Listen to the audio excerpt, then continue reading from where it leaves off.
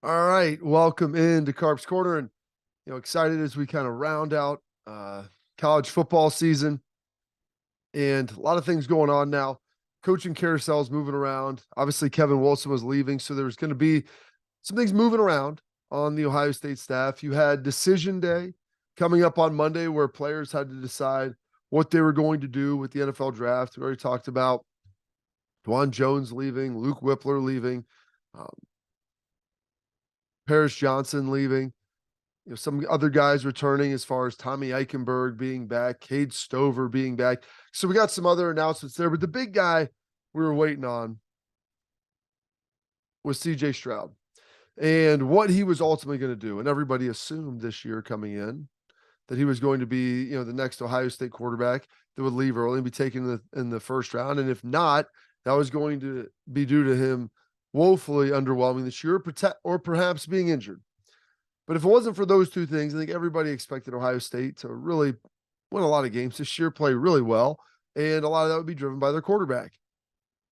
And all those things happened. Obviously, didn't get the victory against Michigan. Michigan didn't get a Big Ten championship, which hurts, and ultimately got to the CFP and fell ever so short against Georgia. But there was a lot of positive things that obviously came with that. And so with it, everybody said, hey, CJ is going to be gone.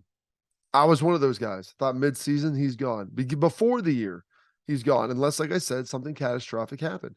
And something kind of transpired, and it's interesting when you play really well, and maybe you don't necessarily leave the exact mark that you thought you would in your mind. And in this new world of NIL, there's a potential where you can make a large chunk of cash and be able to come back and still be able to play at a high level for Ohio State and be compensated. And all those things make a lot of sense. And so there's this thought that maybe CJ Stroud would come back. He hadn't announced yet. Well, it's about 11:30 on Monday. He ultimately made his decision, decided to leave, and put out a statement that we'll talk about. But, this guy, I'll throw this up right here. This is how good he was. CJ Stroud, 125 passer rating last season, led all quarterbacks. I mean, CJ Stroud was a really, really good player, great player for Ohio State, and we'll see what his prospects hold for him at the next level. But I would anticipate CJ Stroud to be a top 5 pick off of the board. But there was that thought because he was hanging on, waiting, and there was a lot of smoke, and a lot of people talked like, "Ooh, potential announcement today happening on social media." You felt, and I don't think CJ was trolling Ohio State fans by any stretch. I think there were some things he was trying to get ironed out and worked out, personally on his end. And I do think that the decision was a little maybe more difficult than he maybe anticipated it being early on in the year when you have all the goals and everything you have. And when you play out how your scenario works in your mind, how you depart your team, like you obviously have it doing best case scenario. And there was probably a little meat on that bone that he wanted to make sure that he tried to get. But, you can't ever, ask a kid to even stay when he did with what happened. But, this is what's interesting is, I'll throw this up and we'll take a look at this with something that Peter Burns, tweeted out. And he does a lot of stuff with the South. But CJ was taking a while, so he said if it doesn't happen with CJ Stroud, it will just be a matter of time. Sooner or later, a top 10 NFL draft pick, QB, is going to forego the NFL to play one more season in college football. I would have to imagine it would need to be a NIL package over $15 million. Worth it for a school? Likely. So that comes down to the question. If you could have put together a $15 million, maybe even 10, I don't know what it looks like, but it'd have to be something that would be enough to justify foregoing basically a guaranteed $35 million plus another, 5 to 10 potentially in marketing incentives as a quarterback. So you're talking about really a guaranteed 40 million. What would give you pause, if you will, for as a player to say, you know what? I know that I should go. I know that I'm going to get compensated really well. I know that I'm going to be a top 5 pick. What would give me the reason to ultimately come back? I think something like that would. I don't think it was ultimately about the money with CJ. Now, if you could have put something together like that, maybe that's a realistic possibility. We've talked about Ohio State's kind of struggling with NIL. Their current players are doing okay. recruiting isn't great because it's tough to, for some reason, there is just having a hard time. And there's just, something that's relatively uneasy for most people about donating to players coming in and being able to give money to recruits coming in. And there's a hesitancy about it. So that general hesitance is tough. So the current players are doing well. And so maybe you think to yourself, could you get, Nationwide and AEP, whoever it might be, one of these big, there's some Fortune 5s, there's some Fortune, Nationwide's a Fortune 100 company. It's like, hey, you pick up CJ Stroud as a spokesman and try to do something like that. Do you get some cash there from other places, whatever? And could you get him to stay? And I think that's going to be at some point in time in the future, I think that's ultimately going to happen. When it does, it'll be interesting. And we watched Bryce Young and Will Anderson come back and play, and maybe there was tie-ins, with their NIL dollars that they needed to play in the bowl game. And I think that any NIL dollars at a big level should have any type of bowl game and participation tied into it. But it'll be interesting when that time does come, when a player looks at the NFL and says, I know I'm going to be a top 5 pick, and I can get insurance policies for loss of value, for injury, for all of these things, but I'm going to come back to my school for one more year. Would it be worth it to the school? Well, as we saw, like, if you have an elite quarterback, you have a chance. And that's why Ohio State had a shot at beating Georgia. And Max Duggan's a fine player, but he's not CJ Stroud and his ability to throw the ball. And he didn't have the receivers either. They had Quentin Johnston, but obviously not enough. But you see what a big-time quarterback can do and how it can elevate. So I think there'll be a day where that does happen. And I do think it'll ultimately be worth it for the school. Now, we'll get this and we'll throw this up. CJ's statement. First and foremost, I want to thank my Lord and Savior, Jesus Christ, for blessing me with health, favor, and opportunity. To my family, thank you for laying the foundation on which I started. Thank you for all the uncertainties. One thing was always certain: our love for one another. Thank you for always believing and supporting me. To my teammates, coaches, strength staff, nutritionists, academic, advisors, support team, and everyone that works at the WAC, Woody Hayes Athletic Center. Thank you for building that young 18-year-old redshirt into the man that I am today. To Buckeye Nation, it's been a hell of a ride. To the students, alumni, and all of the Ohio State fans, thank you for welcoming a kid from Cali into the Buckeye family. This process has been difficult, and the decision, one of the hardest I've ever had to make. As a kid, I dreamed of playing football at the highest level, and after much prayer, I've made the decision that it's time to turn those dreams into a reality. With that said, I'm declaring for the 2023 NFL Draft. This ain't goodbye. Buckeye for life. CJ Stroud. Well worded. These guys have a whole team. Probably had someone help them with it. But I think it hit a lot of the bases, checked a lot of the boxes that you're looking for. And listen, I became a massive CJ Stroud fan after that Georgia game. I liked him before, and I thought he was a good player. Now, I wish that he would have been able to beat Michigan, be able to win a Big Ten, just because he's going to leave here as the first starting quarterback, I think, heading all the way back to Steve Belisari, who did not win a Big Ten championship or beat Michigan. Everyone beat Michigan. I think Braxton, because you consider 11, 12, 13. They didn't win one in there. 12, they didn't have a chance. 14, he was hurt. Or 10, 11, 12. And yeah, then I guess he won one, not as a quarterback, but as a receiver in 15. Or in 14. So he ultimately got one, but not as the starter. But it's been a long time. And how tough he played, how hard he played, everything that he was able to do. You wish him well moving forward and all the success in the world for him. So I'm excited for him moving forward. Some positive news out of Buckeye Nation. Throw this up. This is what you'll love to see. This is why Ohio State was worth so darn much in the Big Ten when they went to negotiate their TV deals. Most watched college football teams, average views per game. Ohio State leading the way, 7.1 million, more than a half a million more than number 2 is Michigan.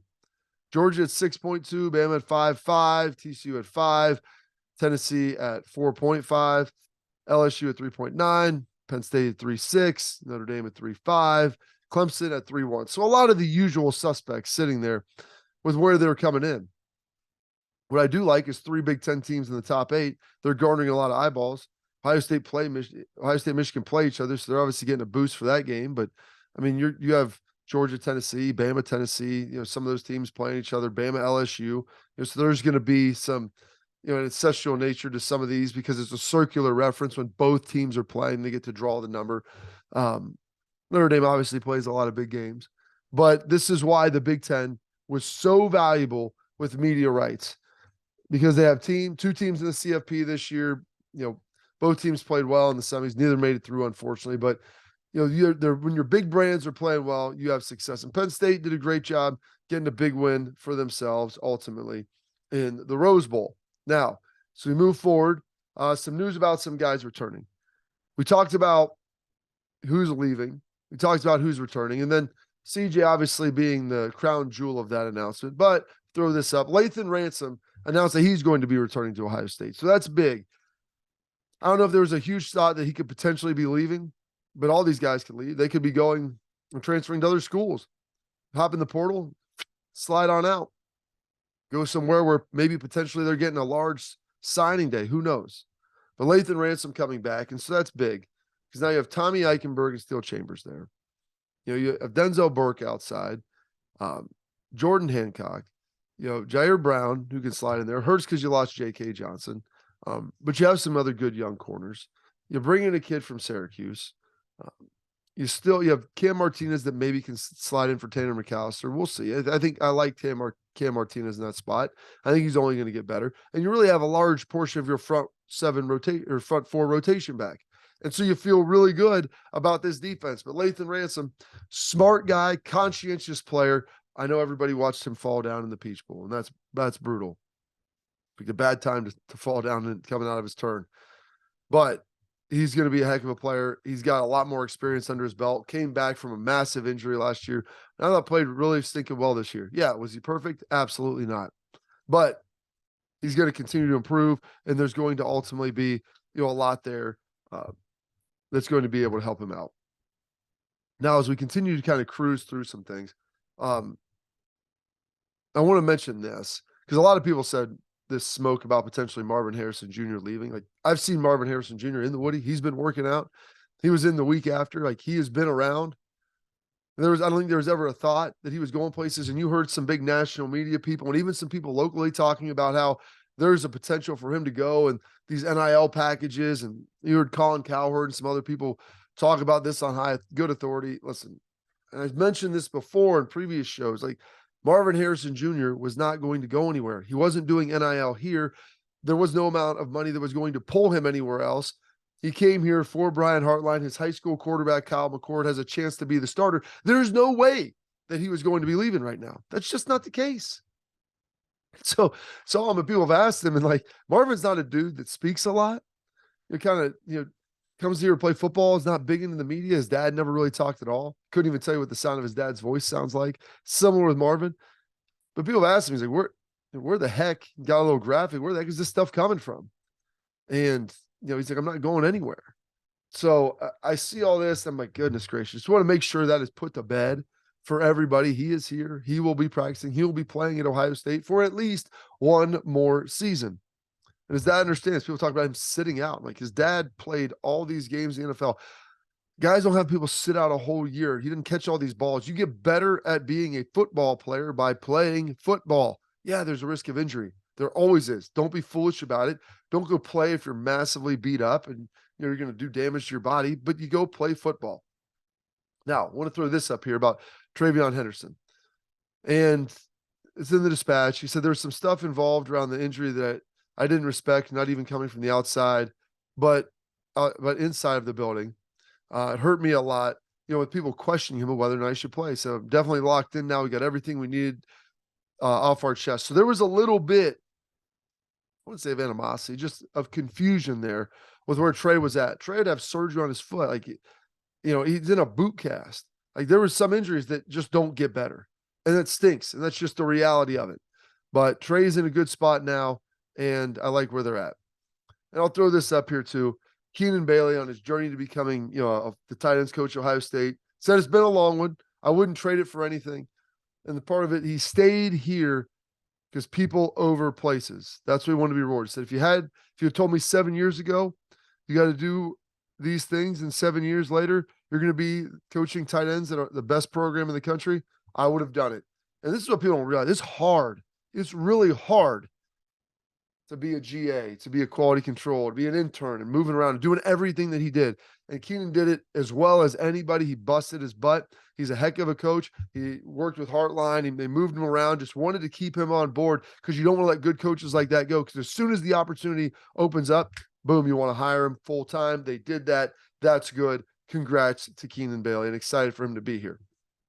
Now, this is something, it's pretty big. So, I mentioned Kevin Wilson leaving. And so we're going to ultimately kind of end on this stuff, because I'm going to throw this up here. Congrats on Brian Hartline becoming offensive coordinator, the promotion. Can't wait to see the offense continue to ball out. People are wondering whether he'll be able to help recruiting outside of just the receiving room, which, he can. But part of it is going to be too, he was a great receivers coach or recruiter because he's a receiver, and guys know he develops them. And not that he won't be able to develop other positions, but and he'll be able to recruit there, but that's not his specialty. It's not what he's going to be coaching. He'll still be heavily involved with the wideouts. And then with that, offensive line coach Justin Frye now is going to be promoted to the run game coordinator. So though him and Brian will work that together. The question that's going to be interesting now is, how do they handle who's going to be in the box and who's not? Because as of now, both those guys are on the field. Kevin Wilson was upstairs. Kevin Wilson leaving, one of those guys is going to have to be a box guy. And maybe that's Hartline now. Maybe it's Justin Frye. But with that, you're going to have to rely heavily on Keenan Bailey and some other of your staff and your analysts, interns, whoever, that they're going to be able to fill out the part that you're not, because you have to have immense trust going from the box down to the field. And not a lot of coaches feel good about doing something that they're not. Either you're kind of a box coach or you aren't. And you're a field coach or you're not. And some guys like that different feel. Up top, you can see a lot. It's a sterile environment. It's a lot easier to call a game. But then you don't get the feel and the connection with your players, and you're coaching them through the headset, which isn't near as easy as it is talking to them in person, getting on the board, and drawing it up. So we'll figure that out. We'll monitor that as we move forward. Now with this, I'll throw this up because J-Book brought this up. It's a good point. Jim Knowles doesn't like to rotate LBs. Going to have to make an exception for CJ Hicks. Strength in numbers needs to be a role for him regardless. You have Steele back. You have Tommy back. You have Cody Simon back. You're going to have to find a way to get this kid on the field some. CJ Hicks was one of the top-rated linebackers in the country coming in. He's very athletic. He made some flash plays. He's become more consistent. He's been working harder in the weight room. Dude's been doing everything that you ultimately ask, and they're going to have to find a way to make sure he has a spot out there. And doesn't need to be playing 2/3 of the snaps, but he's going to have to get out there, especially in games early in the season where you have an opportunity to play some guys, and he'll make some plays, and maybe you put some packages together for him because of what he can do and his unique abilities. And so that by the end of the season, if there are injuries or things like that, he'll be available and be ready for crunch time and for the bright lights. And I'll leave you with this, speaking of the bright lights. I'll throw this up here.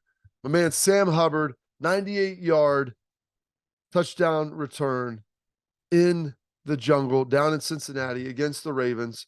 Ball pops in his hands from Cincinnati, played football at Ohio State, gets drafted by the Bengals, front of his hometown, breaks a record for the longest return. Sam Hubbard, awesome. Thank you, dude, for being a Buckeye, all that you do. He is an unbelievable guy. And he's a testament to what this program is if you stay and you work at it and what you can ultimately become in the NFL. But it's also a testament to his parents and how well he is raised, because he is one heck of a dude. And then lastly here, all-pro team, first-team defense. You see in the upper left corner there, edge rusher Nick Bosa, potentially going to be NFL Defensive Player of the Year. That looks fantastic for recruiting when you have your guys up there dominating in that fashion. Nick Bosa, one of the best. Brother Joey had a little bit of a meltdown in the game, but both those guys are playing at a very high level, and especially Nick, potentially going to be Defensive Player of the Year this year. That's it for this edition. Thank you for tuning in. Please continue to subscribe, share it with your friends, continue to like it, comment. I'll try to get the comments answered. We'll do the mailbag, anything you guys have for me. We'll get this thing worked out. Go Bucks, and we'll talk soon.